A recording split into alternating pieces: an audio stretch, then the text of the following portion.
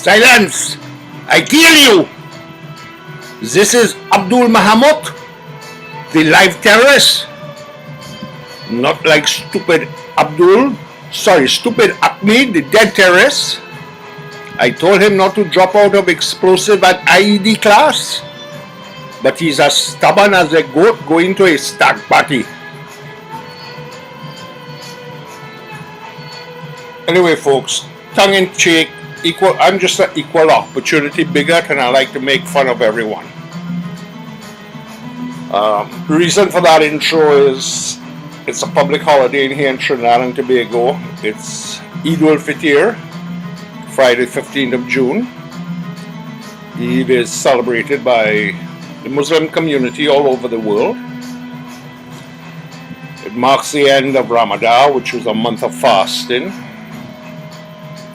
So, in all seriousness, to my Muslim brothers, Assalamu alaikum and Eid Mubarak. Anyway, as any good Catholic boy, I celebrated Eid yesterday by baking a ham, so I've been eating ham sandwiches today. But don't tell anyone. But while we're on the topic of Ahmed, the dead terrorist, seriously, Ahmed, I gotta ask you, what's this whole, I just can't wrap my head around this whole thing of blowing up yourself to get 72 virgins. I know, me, I'd rather enjoy in this life bacon, rum, and 36 women of questionable character. I can enjoy those things when I'm alive. When I'm dead, I'll just be a spirit in heaven, and as far as I know, I won't need women then. And I certainly couldn't think of anything being heaven with 72 women going in your head, but, well, to each his own. Anyway, seriously, I'm not sparing any racial or religious hate. In fact, if it weren't for the Syrian and Lebanese community in Trinidad and Tobago, we'd have no closed stores. They have the monopoly on clothing stores.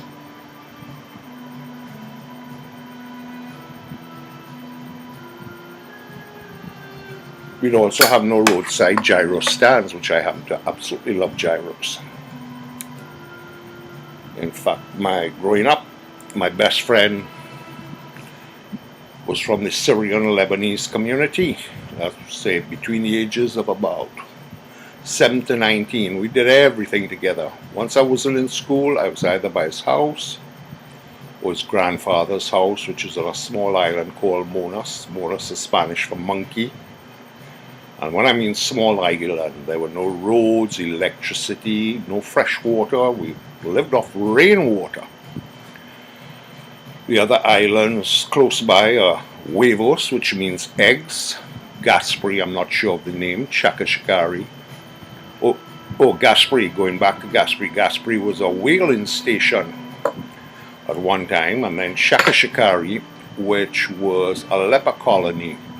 In fact, as a young boy, we'd often see the nuns and doctors going back and forth to the leper colony or taking down lepers where they were kept. But it's been eradicated and it's all empty now. Great historical interest there. These islands are in the Gulf of Paria between Trinidad and Venezuela. And basically, we grew up there hunting, fishing, spearfishing, scuba diving, and it was a great time. I only had two problems with this friend of mine. Raymond was his name. He was a non-drinker and a non-smoker. And then he went off to boarding school. He went off to school in Canada and joined one of those weird Jesus cults. I mean, when you were a rambunctious teenager like I was, I mean, very much a hippie type that was into sex, rum, and rock and roll. Who needs that kind of negativity in your life? But we did have some great times and many close shaves. One great prank we used to play as kids was, in those days in Trinidad, you barely knew someone and you gave them a Christmas present. And it was usually a tin with either chocolate or biscuits. That's cookies for you Americans and bickies for my Australian audience. Anyway, one of the pranks we had with these empty cookie tins after they had finished, or bicky tins, there'd always be somebody with a baby in the neighborhood, and we'd get the baby poop out of the diaper, and it's a kind of orangey kind of color and hard, and put it in the biscuit tin. If we couldn't find a baby, lots of dogs all over the place in Trinidad, so dog poop is easily available. Anyway, we put it in the tin, wrap it up in gift paper, put a little card in it and ribbon and bow, and just put it in the street and hide in the bush. Somebody would come along, pick it up and shake it, and the poop in it would sound like chocolates or biscuits. So they tuck it down their shirt, or if it was a woman, up her skirt, and scamper down the road, making sure nobody saw them taking this free tin of goodies. Must have been very interesting when they got home.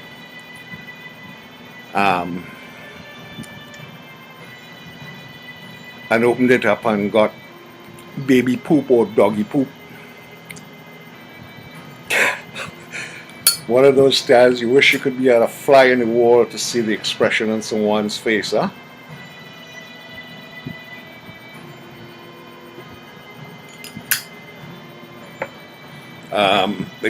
But main reason for this video, I'm going to give you a little tip on storing tobaccos.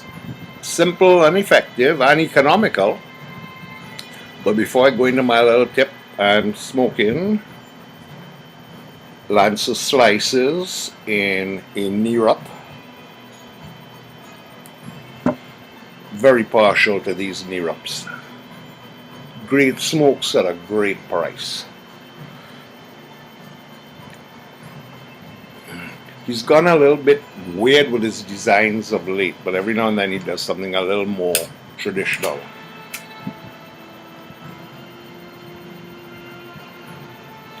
I must have over 30 of his pipes. Oh, and what are we drinking?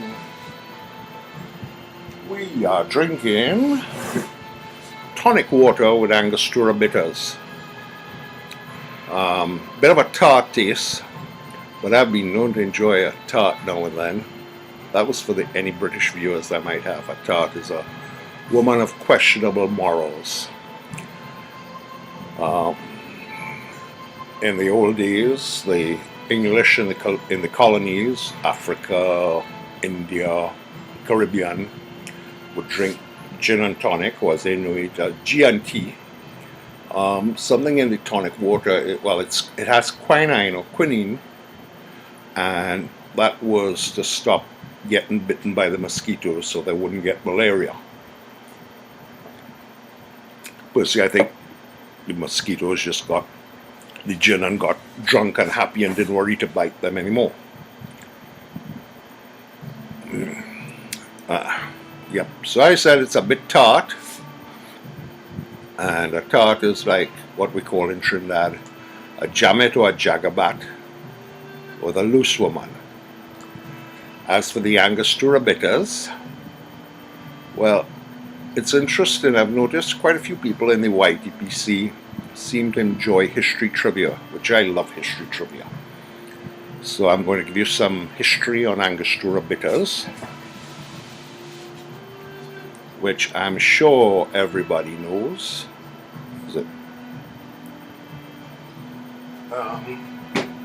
Angostura bitters was originally made in the city of Angostura in Venezuela. It was invented by someone called Dr. J. Seagat. Angostura afterwards renamed Ciudad Bolivar. It was originally created as a medicine for the soldiers fighting in the revolution. They too suffered all the tropical diseases and malaria and things like that. I'll tell you something about Angostura bitters. If you have upset tummy, it's great for upset tummy, even diarrhea to some Coke and Angostura bitters. It's also delicious if you put some in your soups or stews. Dr. Seagut later moved to Trinidad. In fact, if Matches 860 ever gets here, with his love of cemeteries, I can take him to see Dr. Seagut's tomb. So I said this was during the time of the South American various civil wars, Venezuela, Colombia, Bogota, Peru, Chile. Simon Bolivar was to what George Washington is to you Americans. That's what Simon Bolivar is to people in South America, the liberator. And in fact, at various times during these wars, Bolivar would have to hide from the Spanish, and he would hide in those same islands I was telling you about earlier. For me, it has particular interest because of family connections. My grandmother's maiden name was Sucre, and Simon Bolivar's number 2 man was a guy known as Jose Antonio Sucre. And Granny's Jose Antonio was the uncle of Granny's mother. And just as a by the way, where Americans celebrate independence on July the 4th, the Venezuelan Day of Independence is the 5th of July. Personally, I don't celebrate any of these days. I'm true blue fair dinkum. So Aussie BullDog and Big Hippo would be happy to know the only one like that I celebrate is the 26th of July. And I play Give Me a Home Among the Gum Trees and other bush music. Of course, if you two mates would like to send me a keg of 2 years old or a case of Bundy rum, it would make the celebration a whole lot better. But anyway, enough of the BS. Let's get into my little tip. Got to shuffle a bit here.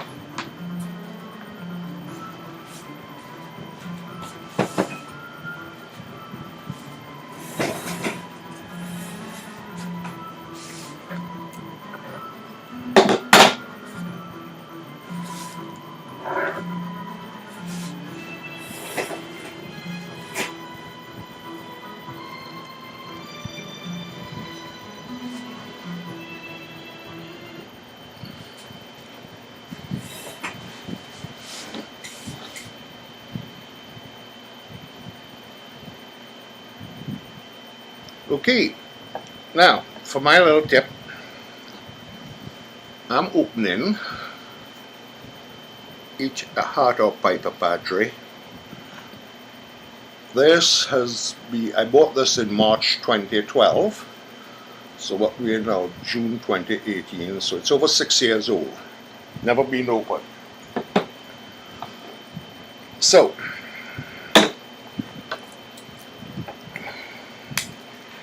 good old trusty Marlin spike knife. Hey, just before I go there, two things about Angostura bitters.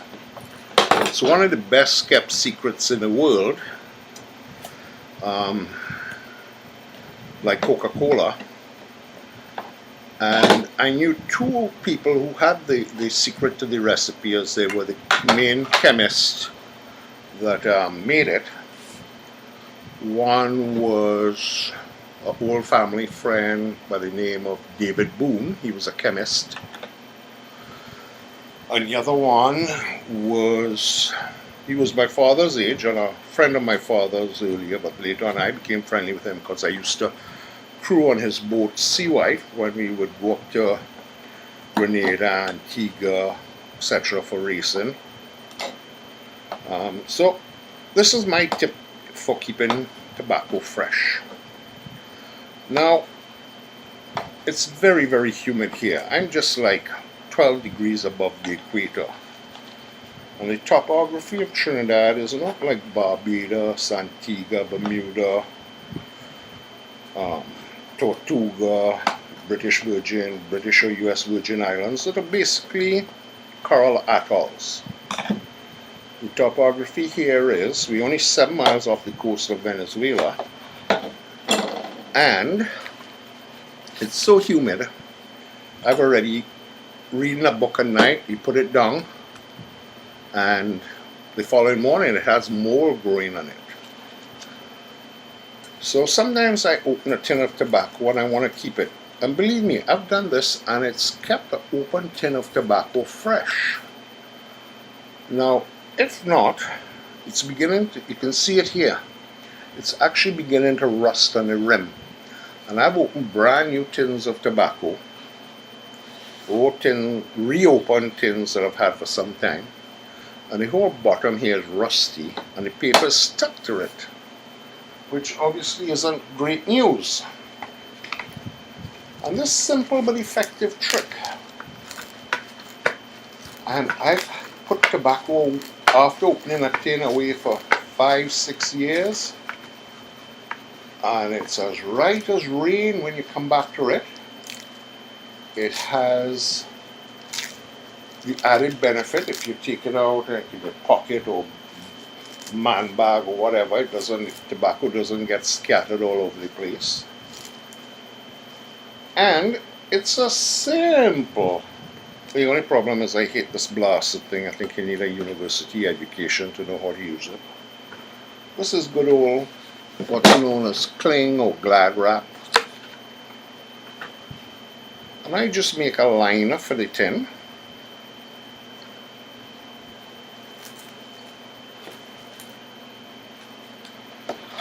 I also use this, like if I buy bulk tobacco, I'll put it in an old tin, so when I go out I can have my baccy. I'm going to start using very industrial language in a minute. This thing hates me.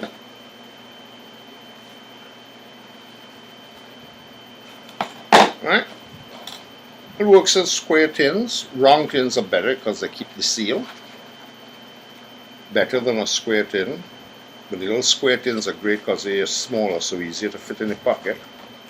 So we do this, and very simply, this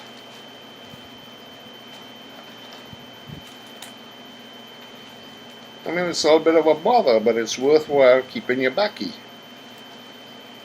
This,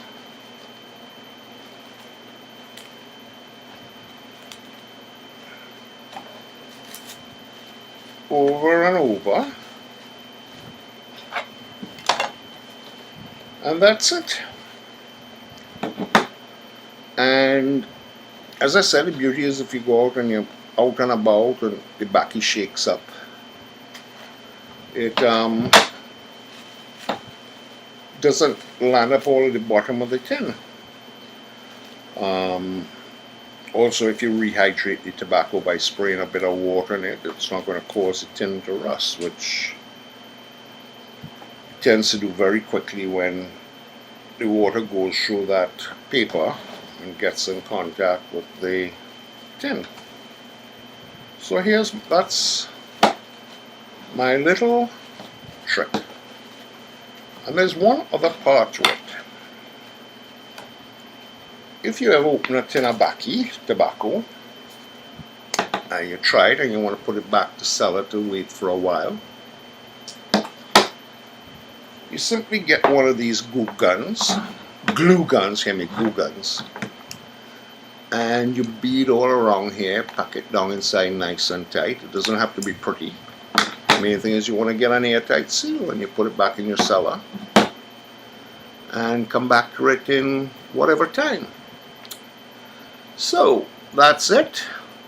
I'm going to end off with my normal disclaimer. As I said, I'm not trying to cause any religious or racial wars. Let's put this back up here.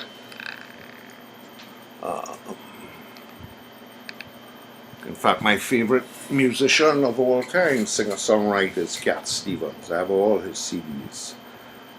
So please don't declare any fatwas on me.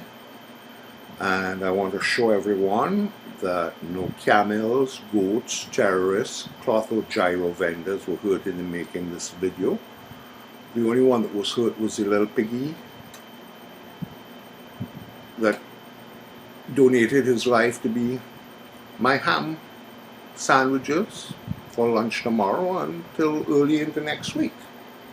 So have a good night, YTPC.